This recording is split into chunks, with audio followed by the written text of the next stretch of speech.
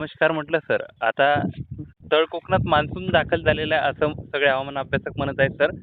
आणि आता बरोबर. शेतकऱ्यांना महाराष्ट्रातील आता प्रतीक्षा आहे, की हा संपूर्ण महाराष्ट्र कधी व्यापेल? तर त्या संदर्भात काय अंदाज असेल सर?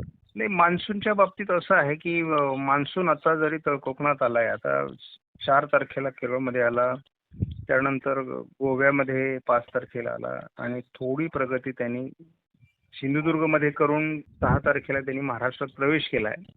आणि यावर्षीच्या मान्सूनचं वैशिष्ट्य म्हणजे तो दक्षिणेकडून सरकतोय, पूर्वेकडून सरकत नाहीये. त्यामुळे जेव्हा जेव्हा दक्षिणेतून मान्सून आलाय, तेव्हा तेव्हा दक्षिण कोकण, पश्चिम महाराष्ट्र, दक्षिण मराठवाडा या भागात खूप चांगला पावसाचं वैशिष्ट्य राहिलेलं आहे. आणि ते एक मान्सूनचं वैशिष्ट्य त्या ठिकाणी पाऊस यावर्षी सुद्धा जास्त होईल असं दिसतंय. त्यामुळे त्यांना एल निनोचा प्रभाव काही फारसा जाणवणार नाही. असं. राहिला प्रश्न पुढच्या प्रगतीचा, तर महाराष्ट्रामध्ये आता मान्सूनची प्रगती सुरू झालेली आहे. आज देखील किंवा उद्या देखील प्रगती होईल. पुणे आणि रायगड जिल्ह्यापर्यंत मान्सून यायला कुठला अडथळा नाही. जवळपास कोल्हापूर, सांगली आणि सोलापूरपर्यंत बऱ्याच भागात मान्सून प्रगती करू शकतो एवढं अनुकूल वातावरण आहे. हो सर. शिवाय आता पूर्व भारताकडून देखील अतिशय चांगलं वातावरण आहे. त्यामुळे पूर्व भारताकडून देखील मान्सून आता झटपट प्रगती करेल. आणि आतापर्यंत एक प्रशांत महासागराच्या उत्तरेला जपानच्या आजूबाजूने एक चक्रीवादळ होतं. त्याच्याकडे बरेच मान्सूनचे वारे खेचले गेले होते. त्यामुळे पूर्व शाखा वीक झालेली होती आणि ती आता मात्र कालपासून पुन्हा एकदा सक्रिय झालेली आहे. त्यामुळे त्याचाही परिणाम आपल्याला विदर्भातील काही जिल्ह्यांमध्ये होतो. समजा जरी एल निनोचं वर्ष असलं तरी देखील विदर्भात, पूर्व विदर्भात खास करून चांगला पाऊस होणार आहे. आणि त्याच्यासाठी पूर्व शाखा सक्रिय राहण्यास मान्सूनची आवश्यक असते. तर साधारण पूर्व शाखा आता सक्रिय झाल्यामुळे विदर्भ कव्हर होईल लवकरच. पश्चिम महाराष्ट्र कव्हर होईल आणि मध्य महाराष्ट्राचाही दक्षिणी भाग कव्हर होणार आहे. कोकणात मान्सून जवळपास आणखी 5 दिवसामध्ये बऱ्यापैकी प्रगती करेल. आता जवळपास 12 तारखेपर्यंतचा हा अंदाज आहे.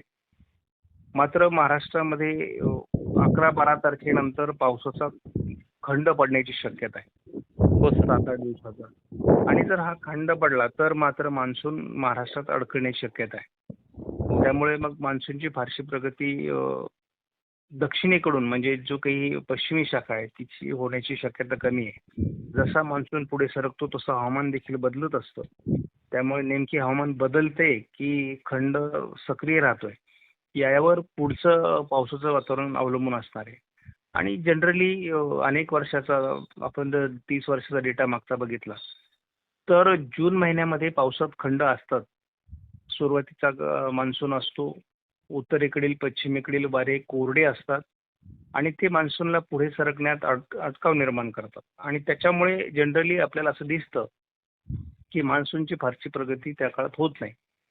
म्हणजे शेवटचे 2 वीक किंवा शेवटच्या वीकमध्ये महाराष्ट्रामध्ये तरी मान्सून पूर्णपणे पोहोचलेला असतो.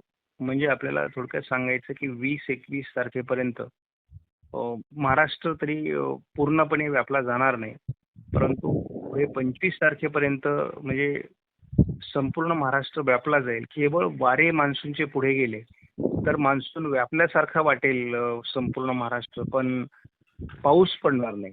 त्यामुळे चांगला पाऊस पडण्याकरता शेवटचा जूनचा आठवडा उजाडण्याशिवाय पर्याय नाही. हां सर. नक्कीच तुम्ही सांगितलेलं आहे सर, की 12 जून नंतर मान्सून थोडासा म्हणजे एवढा स्ट्रॉंग राहणार नाही, म्हणजे खंड पडण्याची शक्यता आहे. बरोबर आहे. आणि जूनच्या शेवटच्या आठवड्यात चांगला मान्सून बरसेल अशी अंदाज आपल्या अंदाजातून वर्तवण्यात आलेला आहे सर. आणि नक्कीच बरोबर आहे. सर, आणि तुम्ही असं आपल्याला रेकॉर्डिंग देत असता सर, दर आठवड्याला एकदा किंवा दोनदा रेकॉर्डिंग मिळत असते. आणि मागील व्हिडिओ सर आपला 1,20,000 गेलेला आहे सर. तर चांगला प्रतिसाद मिळालेला आहे आणि चांगले सबस्क्रायबर आपण शेतकऱ्यांचे खरे आभार मानू, कारण आपल्यावर त्यांनी विश्वास ठेवलेला आहे आणि त्यामुळे एवढ्या पद्धतीने शेतकरी आपल्या व्हिडिओला पसंती देतात. तर आपण खरे आभार शेतकऱ्यांचे मानू. तुमचा नवीन चॅनल तुम्ही सुरू केलाय तर तुमच्या चॅनलला सबस्क्रायबर्सने साथ दिली पाहिजे. जेव्हा 1,20,000 सबस्क्रायबर ते बघतात तेव्हा सबस्क्रिप्शन देखील 1000 व्हायला पाहिजे होतं. हां सर. ते राहिलेलं आहे. तर शेतकऱ्यांनी केवळ व्हिडिओ बघू नये, तर तुमचे नवीन चॅनल आहे, नव्याने सुरू केले तुम्ही त्याला, तर त्याला सुद्धा शेतकऱ्यांनी पसंती दिली पाहिजे. हां सर, नक्कीच सर. आणि तुमचं देखील अधिकृत मोठं चॅनल आहे शेती माझी प्रयोगशाळा. 2 लाखाहून अधिक सबस्क्रायबर आहेत. तर नक्कीच आपण अधिकृत चॅनलला भेट द्यावी. कारण की तिथे अंदाजात काही बदल झाला तर लगेच आपल्याला अपडेट मिळत जातील. तर नक्कीच शेती माझी प्रयोगशाळा हे चॅनल सबस्क्राईब करा. धन्यवाद सर.